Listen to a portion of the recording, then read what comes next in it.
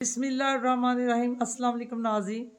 तो देखिए आज मोहम्मद मालिक ने किस तरह के मुश्किल सवाल किए और राना सनाउल्लाह को सच बोलने पे मजबूर कर दिया।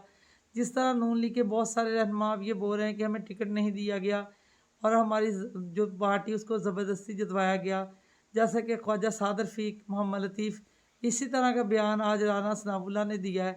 पहले इस वीडियो को देखते हैं, फिर इस पर बात करते हैं। है ना, पूछ रहे हैं ना लोग, क्या वजह थी कि मुझे सेनेटर बनाया जाता?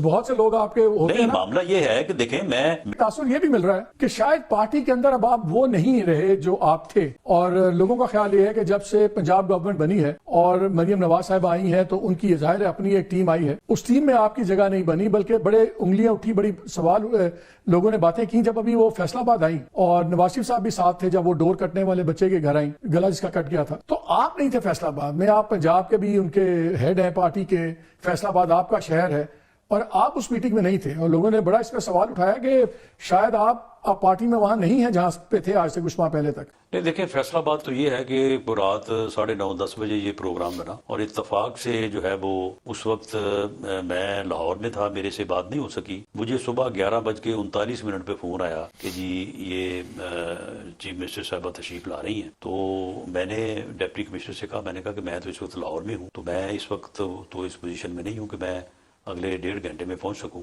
तो इसलिए फिर मेरी तरफ से आप माजरत कर लें। तो आपको ना उसमें तो इससे ज्यादा नहीं। हाँ, मुझे एक second sir, just for clarity, तो आपको ना नवाज शरीफ साहब के स्टाफ ने बताया, ना मरियम नवाज के स्टाफ ने बताया, आपको डीसी फैसलाबाद ने सुबह बताया? जी, वो भी सुबह मुझे यानी जो है वो इतला हुई, और उनके स्टाफ ने खैर किसी को भी इतला नहीं की। सारी इतलाएं जो हैं वो डिप्टी कमिश्नर ने ही की, उसी के जुम्मे लगा। तो वो तो सिर्फ इस हद तक की बात है। अगर मुझे आपको ताज्जुब नहीं हुआ इस बात पे? आपके लिए नॉर्मल चीज तो नहीं है, बड़ी अब नॉर्मल चीज है। नहीं, देखें वो एक एज ए चीफ मिनिस्टर वहां पे वो ताज़ियत के लिए गई थी, वो कोई किसी सियासी टूर पे या सियासी विजिट पे या मीटिंग पे तो खैर गई नहीं थी। वो अगर वो इसलिए जाती तो लाजमी बात है कि उसकी पहले इतला होती। तो वो तो सिर्फ इस हद तक बात है। अगर मुझे इतला हो जाती बर वक्त तो मैं बिल्कुल ये भी तो हो सकता है ना कि राणा साहब, ये भी तो हो सकता है कि आपको 11:15 जान के उसमें बताया गया हो, जब पता हो कि आप नहीं आ सकते। नहीं, मेरा नहीं ख्याल कि डिप्टी कमिश्नर को इसमें क्या उसका क्या इंटरेस्ट हो सकता है। नहीं, उस बेचारे का तो कोई इंटरेस्ट नहीं होगा, ये तो दूसरों का होगा। ये कोई ऐसा मामला, क्योंकि हम ये भी देख रहा हूँ कि उसके बाद भी मेरा उनसे राब्ता है। फैसलाबाद से कोई प्रोविंशियल कैबिनेट में भी नहीं आया ना। मैं इसलिए पूछ रहा हूँ क्योंकि फैसलाबाद तो आपका इलाका था, आप ही का वहां जाहिर है तू ही बोलता था, तो फैसलाबाद से किसी को वजीर भी नहीं लिया गया। देखिए, उसमें ये है कि अभी सेकंड राउंड जो है वो होना है कैबिनेट का, तो उसमें कैबिनेट में लोग जो हैं वो परफॉर्मेंस की बुनियाद पे लिए जाते हैं, कोई इलाके की बुनियाद पे नहीं लिए जाते। तो उसमें जैसे ही एक्सटेंशन होगी तो उसमें उसके मुताबिक जो है वो फैसला हो जाएगा।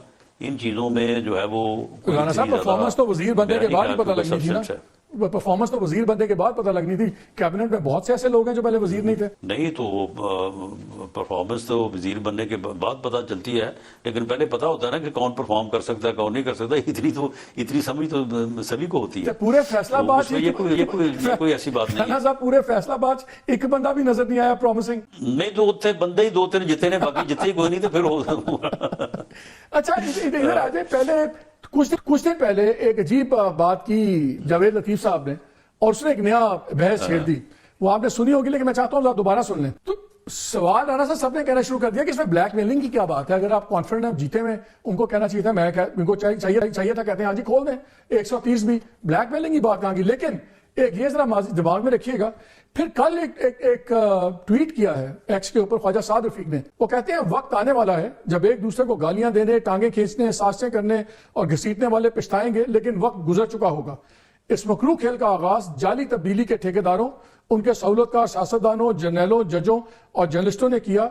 द एंड जल्द हो जाए तो अच्छा है, जल्द या बदेर फैसला सियासतदानों को ही करना है। यानी कि वो तो ये कह रहे हैं कि ये गवर्नमेंट का भी अब द एंड जो है जल्दी हो जाए तो अच्छा है। पहले जावेद लतीफ साहब कहते हैं कि गवर्नमेंट ये देखें जी 130 का खोलना तो बिल्कुल ये ब्लैकमेलिंग है। अब ये बोलते हैं ख्वाजा साद रफीक साहब कि जी ये बेहतर ही है जो कोई ड्रामा चल रहा है द एंड हो जाए। आप भी इस वक्त आउटलाइन पे बैठे हुए हैं, आप तीनों बड़े करीबी समझे जाते थे नवाज शरीफ साहब वगैरह के। तो लग ये रहा है कि जो नवाज शरीफ साहब वाला ग्रुप है वो शायद اس پولیٹیکل پروسیس میں خوش نہیں ہے یا سائٹ پہ ہے؟ کیسے آپ یہ دو چیزیں خاص طور پہ خواجہ سعد رفیق کے ٹویٹ کو کیسے آپ دیکھتے ہیں؟ دیکھیں یہ اس قسم کی سیاسی تھیوری جو ہے نا یہ ہر دور میں جنم لیتی ہیں اور پھر اپنے طور پہ جو ہے نا ان چیزوں کو آگے بڑھایا جاتا ہے. میں بالکل ان چیزوں پہ یقین نہیں رکھتا. جو خواجہ سعد رفیق کے حلقے میں الیکشن ہوا بالکل ٹھیک ہوا, اس کے رزلٹ کو انہوں نے تسلیم کیا. میرے حلقے میں کوئی ٹارگٹ کلنگ نہیں ہوئی, کوئی جو ہے وہ کسی نے کسی کو ہرایا نہیں ہے. جو ووٹ پڑا ہے اس کے مطابق اس کا رزلٹ آیا, میں نے اس کو تسلیم کیا. اب جوید لطیف صاحب تسلیم نہیں کر رہے اس بات کو, اور وہ اس کا کوئی نہ کوئی ادھر ادھر سے جو ہے نا وہ اپنے طور پہ جواز پیش کر رہے ہیں. وہ ٹھیک ہے وہ کریں, میں ان کو اس بات سے جو ہے وہ روکنے والا کون ہوں. لیکن معاملہ یہ ہے کہ یہ بات 100% نہیں 10,000% غلط ہے کہ کسی کو اس لیے ٹارگٹ کیا گیا کہ جی وہ میاں نواز شریف کے قریب ہے اور کسی کو اس لیے ٹارگٹ کیا کہ وہ دور ہے. بالکل غلط بات ہے. کوئی ایسی موو نہیں تھی, کوئی ایسی موو نہیں ہوئی. جو لوگ ہارے ہیں بالکل ہارے ہیں. وہ کوئی جیتا ہے تو ٹھیک ہے, وہ جیت گیا. اگر اس کے اوپر کسی کو اعتراض ہے تو وہ جائے ٹریبیونل میں جائے, عدالت میں جائے. میاں نواز شریف جو ہیں وہ پارٹی کے لیڈر ہیں. جو جیتے ہیں وہ بھی, جو ہارے ہیں وہ بھی, سب ان کے جو ہے وہ قریب ہیں. کیا میاں شہباز شریف جو ہے وہ ہم سے کم قریب ہے یا باقی لوگ جو ہے وہ ان سے کم قریب ہیں؟ سارے قریب ہیں ان کے, ہم بھی ان کے قریب ہیں. اب ہم ایسے خواہ مخواہ اپنی ہار کو جو ہے وہ مانی پہنانے کے لیے کہیں گے جی ہمیں اس لیے ٹارگٹ کیا گیا, اس لیے ٹارگٹ, کسی کو نہیں ٹارگٹ کیا گیا. جو رزلٹ آیا بالکل صحیح آیا. یہ جو آپ سینیٹر بھی نہیں بنے, آپ کا کوئی ایڈوائزر بھی نہیں بنے سینیٹر کا, خاص طور پہ کیا آپ کے نام پہ کہیں کراس تو نہیں لگا ہوا کہیں پہ؟ نہیں, سینیٹر مجھے کیوں بننا چاہیے تھا بتائیں نا. پوچھ رہے ہیں نا لوگ, کیا وجہ تھی کہ مجھے سینیٹر بنایا جاتا؟ بہت سے لوگ آپ کے ہوتے ہیں نہیں, نا. معاملہ یہ ہے کہ دیکھیں میں نے پارٹی کے ٹکٹ پہ 8 الیکشن لڑے ہیں. 9واں الیکشن یہ تھا.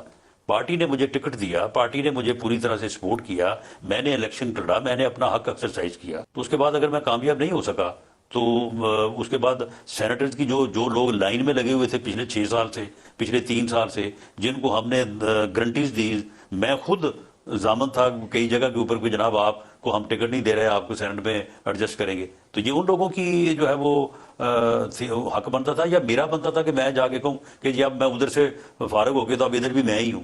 یہ تو کوئی طریقہ نہیں ہے. ہاں ٹھیک ہے, اگر کوئی ایسی جگہ ہوتی کہ وہاں پہ کوئی آدمی اور کلیم کرنے والا نہ ہوتا اور پارٹی کے پاس گنجائش ہوتی تو چلو پھر سوچا جا سکتا تھا. گورنمنٹ آپ کو چلتی نظر آتی ہے کیونکہ نواز شریف صاحب فائنانس منسٹر نہیں بنوا سکے ڈار صاحب کو, شہباز شریف صاحب روک نہیں سکے محسن نقوی صاحب کا انٹیریئر منسٹر بننا.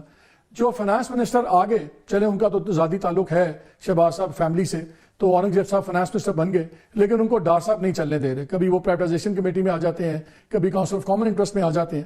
تو یہ حکومت اس وقت چل پائے گی؟ یہ حکومت شہباز شریف کے ہاتھ میں ہے امپاور جو گورنمنٹ چلانے کی ہے؟ 2 سب سے امپورٹنٹ منسٹری ہوتی ہے, ایک فائنانس, ایک انٹیریئر. آپ تو خود انٹیریئر میں رہے ہیں, خاص طور پہ ہمارے ایسے ملک میں. جب یہ دونوں وزارتیں ان کی پہلی چوائس نہیں ہے, گورنمنٹ چل پائے گی؟ دیکھیں, گورنمنٹ کے چلنے یا نہ چلنے کا دار و مدار ہے ملک کے سیاسی ماحول اور سیاسی استحکام میں. نون لیگ کے سینئر رہنما مختلف پروگرام میں آ کے اس بات کا شکایت بھی کر رہے ہیں, جیسے میاں جوید لطیف بارہا پروگراموں میں یہ بات کہہ چکے ہیں کہ نون لیگ کو زبردستی جتوایا گیا ہے. اسی طرح خواجہ سعد رفیق کے بھی بہت سارے بیان سامنے آئے ہیں. آج رانا ثناء اللہ بھی کہ بہت سارے سینئر جو نون لیگ کے رہنما ان کو ٹکٹ نہیں دیا گیا. نون لیگ کے اپنے اندر سے ان کی آوازیں اٹھنا شروع ہو گئی ہیں, کیونکہ نون لیگ کا اب کوئی حال نہیں. 75 سال تک انہوں نے لوگوں کو بیوقوف بنایا ہے اور بہت دفعہ انہوں نے پاکستان میں حکومت کرنے کے بعد بھی پاکستان کے لیے کچھ نہیں کیا. تو یہ ان کے اپنے رہنماؤں کی, ان کے سینئر رہنماؤں کی اپنے یہ منہ کی سنائی کی ساری باتیں ہیں جو آج یہ بتا رہے ہیں.